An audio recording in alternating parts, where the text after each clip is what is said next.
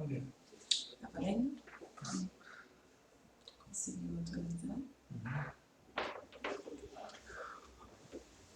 Olá, então, pessoal, muito boa noite, sejam muito bem-vindos aqui a mais um Boletim de Conjuntura. Eu sou, então, o professor André Frota e estou aqui especialmente com a Firma. Na verdade, ela não vai ser mais uma convidada, ela vai se tornar agora uma participante regular, né, uma professora ativa aqui nos cursos de Ciência Política e Relações Internacionais. Então, o Boletim de Conjuntura de hoje ele versa especialmente sobre as eleições norte-americanas, mas, de outro lado, a gente também está aqui dando boas-vindas tanto para a professora Carolina Roeder, aqui no nosso programinha semanal, mas também especialmente como uma professora que passa a integrar o nosso time, passa a fazer parte do nosso time de maneira permanente, vai estar aqui conosco frequentemente comentando temas de conjuntura, especialmente conjuntura nacional, né, professora? Sim. Mas também naturalmente de conjuntura internacional, então é com muita satisfação, muita alegria que a gente vem dar as boas-vindas para ela e até aproveitar esse espaço aqui para a gente comentar então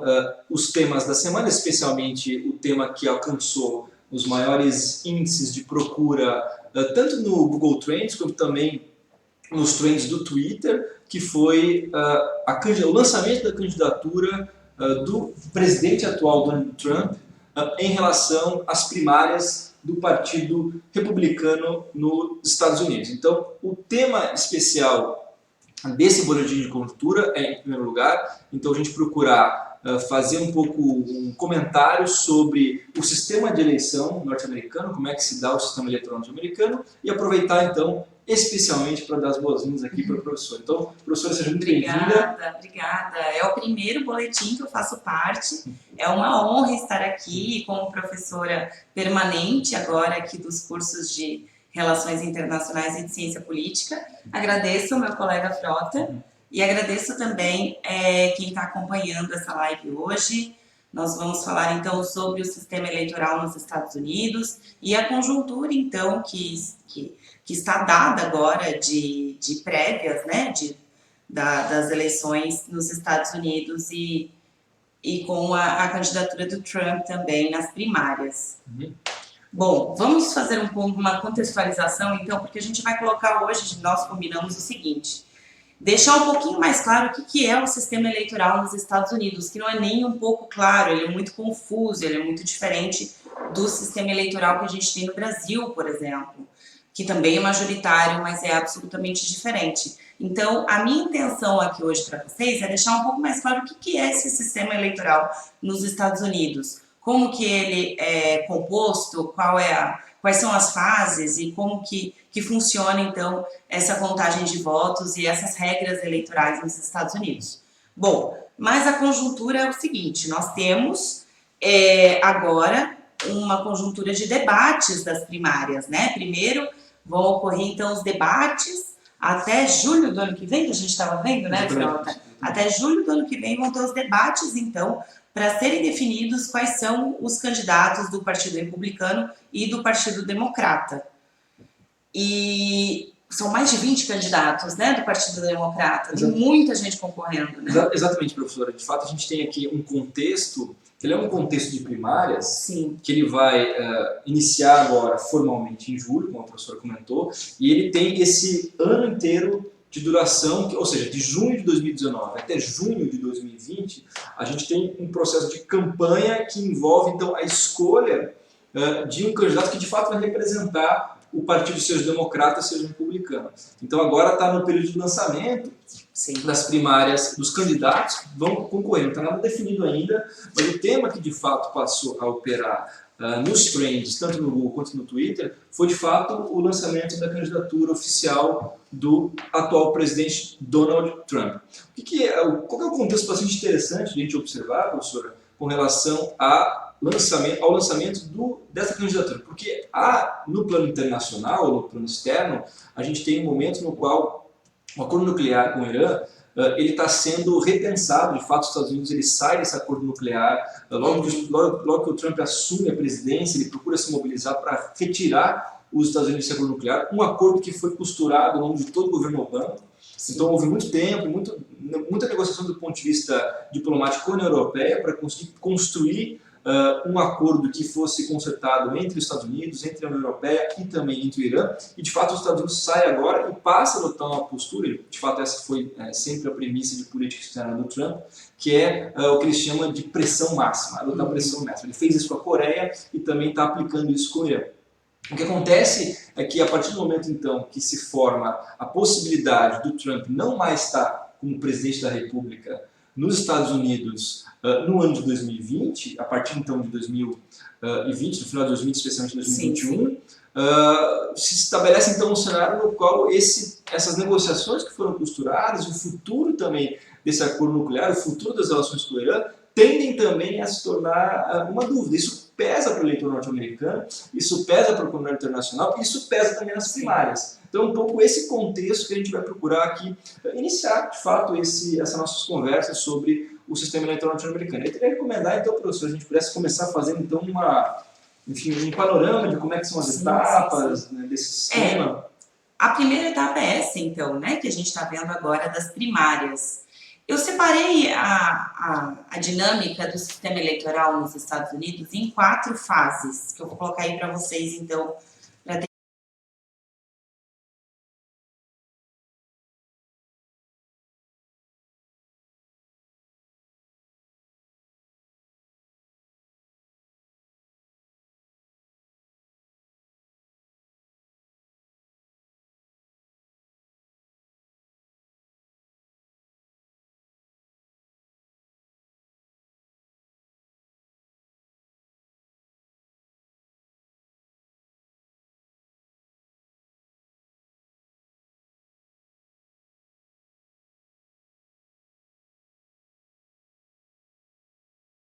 Então, a gente vai começar lá com as primárias, que é o momento que a gente está vivendo hoje, e que, na verdade, a gente está tendo hoje os debates das primárias, né? As eleições para as primárias mesmo, elas vão ocorrer lá em julho do ano que vem. Então, as primárias, elas são as eleições dos delegados que vão definir, então, quem serão os candidatos pelos partidos. No Partido Democrata hoje, nós temos mais de 20 candidatos. Então, os delegados, eles serão eleitos pelos eleitores ou só pelos filiados. Isso, o partido que organiza e que define, tá? Aquelas primárias que a gente chama de primárias abertas, é quando as primárias elas são consultadas, elas são colocadas ao público em geral, a todos os eleitores. Então, aquela mais aberta, você vai pegar todos os eleitores. A mais fechada, você vai consultar os filiados. Então, há vários tipos de primárias, há várias possibilidades de primárias, e isso, então, o partido que define nos Estados Unidos. Além disso, também, isso é um critério de seleção de candidatos, que a gente chama na ciência política, né? Esse critério de seleção de candidatos, o partido também vai estabelecer quais são. Então, por exemplo, o Partido Democrata hoje, ele está colocando, não dá para todos esses pelo Partido Democrata participar de candidatos. E para essa definição de 20 candidatos, eles estabeleceram 2 critérios. Primeiro, os candidatos precisarão receber doações de 65 mil pessoas, incluindo 200 doadores em cada um de 20 estados, ou registrar 1% de apoio em 3 pesquisas de opinião. Então, eles precisam ter esses critérios, né, adotar esses critérios, respeitar esses critérios para então fazerem parte do debate que está acontecendo agora, vai começar a acontecer agora, até então a eleição das primárias, que vai acontecer em julho do ano que vem. Depois das primárias, vamos voltar lá às nossas 4 fases. A gente vai ter então a convenção nacional.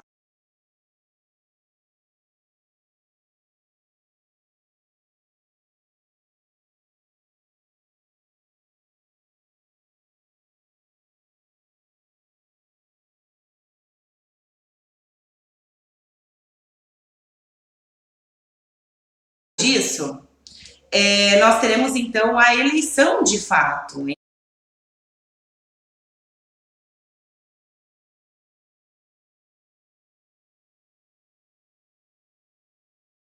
eleições populares, e é esse a terceira fase das eleições dos Estados Unidos, ela vai ser muito diferente do que é no Brasil. No Brasil, a gente tem as eleições majoritárias também, nós temos um sistema presidencialista, mas aqui a votação popular ela é direta. As pessoas votam no candidato e aquele que tiver a maioria absoluta vai ser eleito. No caso dos Estados Unidos, não é bem assim.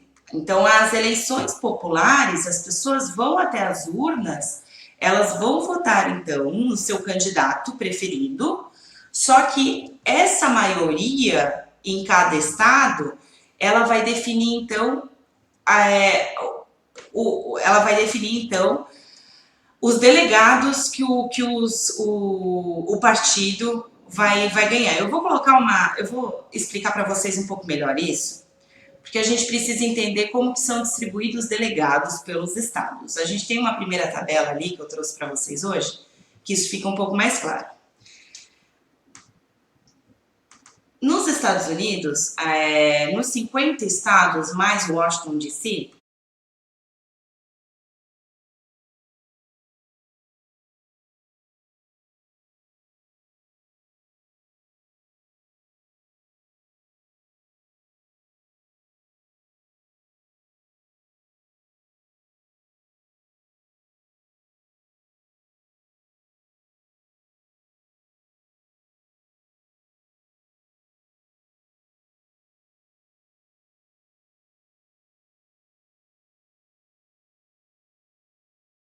primárias já foram, já tem candidato, então agora a gente tem os candidatos, eles vão disputar as eleições. Então ficou definido lá que o Trump ganhou então as primárias do Partido Republicano e o Bernie Sanders ganhou, por exemplo, do Partido Democrata. Então, o que eles precisam conquistar? Esses delegados, eles precisam ter a maioria absoluta, que significa então 271 delegados, desses 538 que está nessa tabela. Então, vocês percebam que dentro dessa tabela nós temos todos os 50 estados dos Estados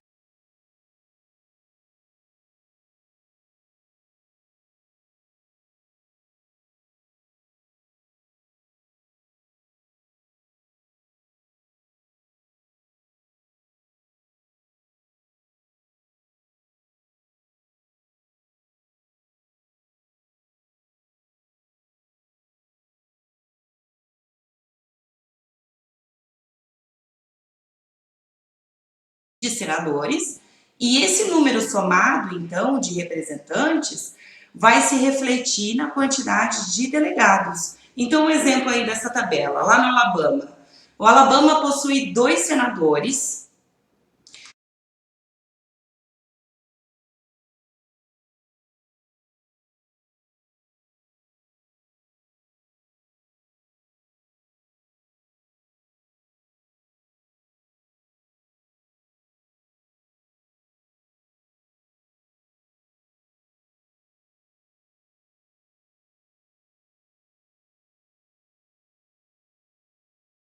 mesmo, que vai ser no dia 3 de novembro de 2020, eles vão então escolher o seu candidato preferido.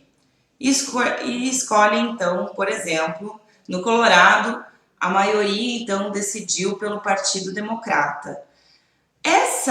Esse voto popular, ele não vai definir de fato a eleição. Ele vai definir para quem que vai ficar então esses delegados. No Colorado, por exemplo, então, o Partido Democrata venceu pelo voto popular. Então, todos esses 9 delegados do Colorado serão, então, para o Partido Democrata, para aquele que venceu no voto da população. Então, por isso que algumas vezes mais voto da população, só que isso não se reflete necessariamente não se reflete na maioria dos delegados. Eu trouxe uma outra tabela para vocês, e isso foi o que aconteceu nas eleições de 2016, que não foi necessariamente a maior proporção de votos populares, não se refletiu necessariamente na eleição do presidente. E isso tem gerado umas rusgas assim entre os candidatos e entre os partidos. porque, na verdade, você conquista o número de delegados, né? A quantidade de delegados. O vencedor leva tudo, por isso que a gente tem esse termo, né? Ele não leva de forma proporcional. Então, ele não vai levar de forma proporcional a quantidade de delegados de acordo com o percentual de votos. Ele vai levar todos os delegados.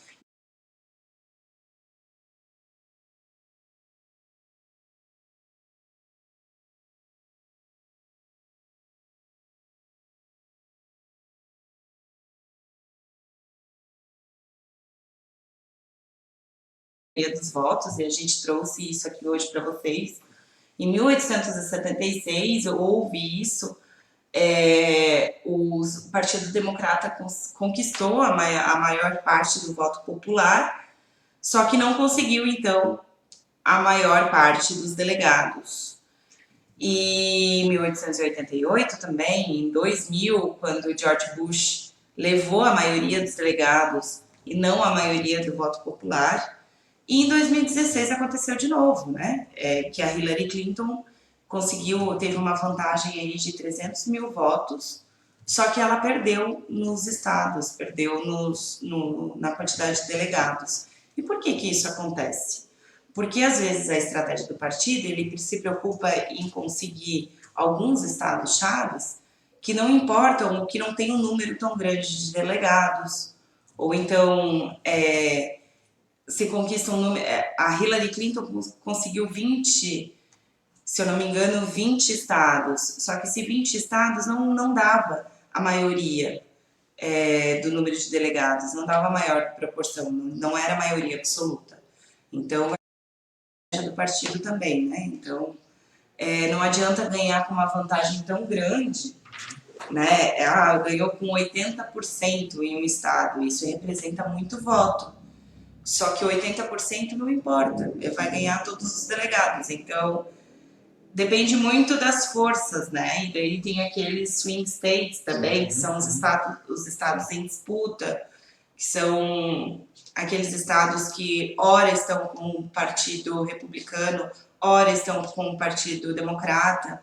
Então, eles são mais voláteis e estão mais em disputa. Então, as eleições, a campanha eleitoral, ela fica muito fortemente nesses estados em disputa, né? Porque alguns, como Texas, eles são já historicamente republicanos e alguns outros são historicamente republicanos e democratas. A Califórnia é historicamente democrata e Texas republicano. Então, não tem muita disputa em alguns estados. Então, a campanha ela se volta mais para esses swing states que estão, de fato, em disputa.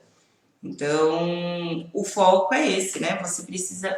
O candidato, ele precisa ter a maioria dos delegados. É uma eleição indireta, diferente do que é no Brasil a eleição direta, que é o voto popular. O candidato, o eleitor vota naquele candidato e é ele que, enfim, aquele que tiver a maioria dos votos vence. Aqui não. Precisa ter a maioria dos delegados, não necessariamente de eleitores. Professor, eu queria pegar então o gancho que a professora já procurou iniciar, e de fato essa ênfase no que diz respeito à votação ser indireta, isso é uma característica distinta do sistema norte-americano e do sistema brasileiro, em primeiro lugar.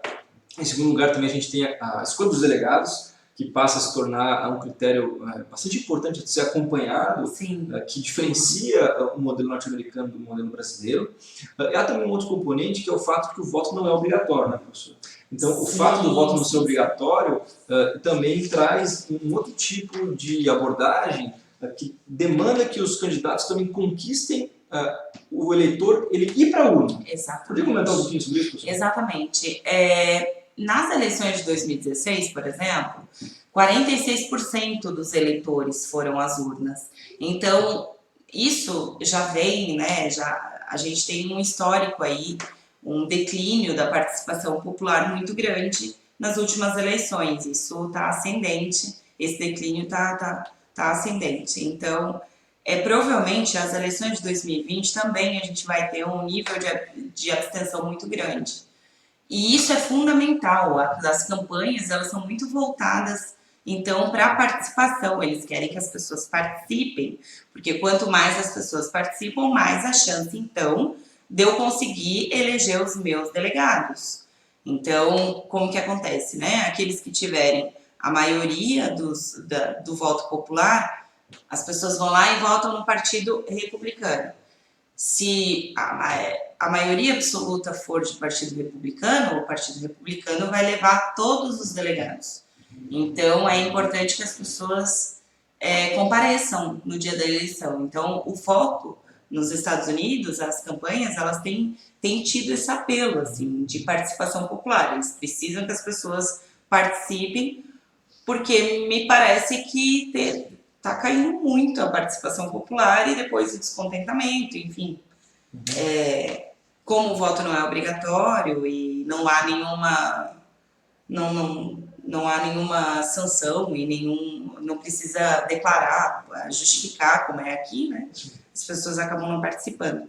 De fato, professor, a gente vai observar, acho que esse é um ponto bastante importante, de que, especialmente nesse cenário de que é possível um presidente norte-americano não conseguir a reeleição, Sim. Que não foi o caso do Bush, não foi o caso do Obama, pode ser que agora o Trump ele perca as próximas eleições de 2020, esse apelo para o eleitor que, enfim, não vai votar, que ele não tem incentivos para isso, ele se torna uma das estratégias necessárias tanto do Partido Democrata quanto também do Partido Republicano. Se a gente for observar até a composição, a gente tem basicamente no Partido Republicano, até existe uma oposição, mas acho que nem dá para considerar uma oposição real, mas existem primárias, existe o Donald Trump, que de fato é o candidato principal, e também existe o Bill Held, que é um outro candidato que está, em um certo sentido, apenas fazendo valer a existência de uma primária no Partido Republicano. No entanto, no Partido Democrata, que é onde a disputa está mais acirrada, a gente tem, como o professor citou, esses 20 candidatos democratas, a gente tem alguns que estão no topo da disputa, que é o caso do Joe Biden, que ele foi vice-presidente do governo Obama. Ele tem um perfil mais conservador, ao contrário do Bernie Sanders, que é esse outro candidato que também tem intenções de voto, ele também está na disputa, ele está já atrás do Bernie Sanders. A gente teve em abril um levantamento que foi feito, a gente tem lá em torno de 45% das intenções de voto para o Joe Biden e 15% para o Bernie Sanders. Então ainda está liderando as intenções de voto. Ele lidera as intenções de voto. Então a gente tem uma disputa bastante acirrada e essa disputa se qualifica pelo fato de que ela pode derrotar já um presidente republicano logo no fim do seu primeiro mandato. Sim. 5 candidatos, né? 5 candidatos do Partido Democrata têm chance suficiente, segundo as pesquisas, para derrotar o Donald Trump, o candidato do Partido Republicano, candidato à reeleição. E como o professor Frota falou, existe sim as primárias, né? Provavelmente elas existirão também no Partido Republicano, só que as chances do Donald Trump ser colocado, então, como candidato é muito grande, né? Então, ele provavelmente será candidato, mas existe essa chance muito grande de, ao menos, 5 candidatos diferentes do Partido Democrata em vencê-lo nas eleições, então, ao final de 2020. Então, por isso também, a gente até estava conversando sobre isso hoje, por isso que tem tantos candidatos, né? Tem mais de 20, isso é uma surpresa também. Não é comum ter tanto pré-candidato assim, né? No Partido Democrata, seja no Partido Republicano, costuma ter 10, 12, mas não mais de 20. Então, isso também reflete essa disputa, né? Vai estar extremamente competitivo. E o Donald Trump também, ele tem menos de 40% de aprovação, o que também fragiliza um pouco, né, o seu governo. Então, não é assim o favorito e existe uma disputa muito grande. Né? E assim, a gente já está chegando no finalzinho da live, acho que é bastante interessante enfatizar que é esse papel que o eleitor norte-americano tem em 2 momentos importantes, que ele vai em direção, os democratas, por exemplo, aqueles que são filiados, eles vão escolher o candidato que vai de fato representar o Partido Democrata nas eleições gerais. Exatamente. Depois eles vão de novo para de fato eleger o o presidente em si. Isso. Então, há uma participação do eleitor com relação ao engajamento partidário que é diferente no caso brasileiro. Exatamente. No caso brasileiro, você não tem um eleitor participando na escolha do candidato dentro do partido. Isso acaba sendo uma eleição interna para os partidos, enfim. Das lideranças que escolhem, né? Lideranças que escolhem. Não, é muito mais democrático, né? No Partido Democrata mesmo, tem mais de 20 candidatos, eles disputam de fato. Só que também, é claro, né? Há aqueles mais aos caciques, né? Sim, aqueles claro. super delegados que a gente chama, né? Que eles têm mais autonomia dentro do partido. Então, há também uma correlação de forças que não é assim tão nivelada, né? Então, o caso da Hillary Clinton ter vencido o Bernie Sanders, que tinha muita chance, enfim. Então, mas é bem mais democrático e é uma participação ao longo de um ano, né? A gente está começando agora, 1 ano e meio, né? Está começando agora para terminar, então, para a gente ter o resultado no final de 2020. Então, é bastante tempo. E é um processo que tem pelo menos 4 fases, como eu coloquei para vocês hoje. Então, muito obrigado, então, professora, pela participação. Queria até finalizar aqui o boletim de conjuntura, fazendo a divulgação aqui também do livro da professora Carolina. De fato, é um livro que faz parte do nosso conjunto de estudos, das disciplinas, da presença das disciplinas. Mas, caso vocês queiram aprofundar, tem um livro que foi produzido por ela, junto com o professor Sérgio Braga também, que é o Partidos Políticos e Sistemas Partidários. Tá? Então, muito obrigado pela participação de todos. Obrigada, boa noite a todos. Continue enviando suas questões, que a gente vai respondendo ali. Exatamente, a gente vai mantendo o nosso contato para aqueles alunos que não conseguem, ou por demais participantes que acabam nos acompanhando ao longo da semana, podem enviar as questões que a gente vai procurar responder também e alimentar essa rede de contatos sobre conjuntura internacional em cada semana e nos momentos que os puderem assistir. Muito obrigado e até a próxima. Obrigada, boa noite.